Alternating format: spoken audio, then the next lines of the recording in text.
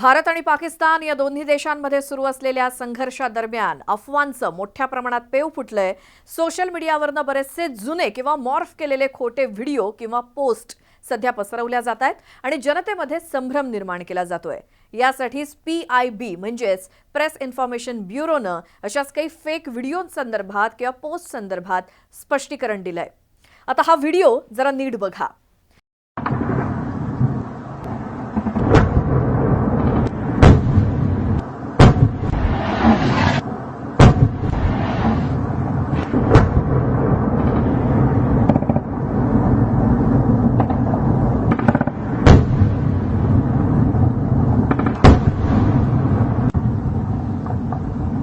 पाकिस्तानातून सोशल मीडियावरती हा व्हिडिओ व्हायरल करण्यात आला, ज्यामध्ये असं आहे की एक भारतीय चौकी नष्ट करण्यात आली।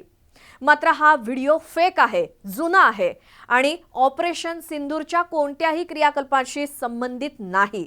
हा व्हिडिओ 15 नोव्हेंबर 2020 रोजी YouTube वरती अपलोड केलेला व्हिडिओ आहे। त्यामुळे यावरती विश्वास ठेवू नका असं सांगण्यात आलंय।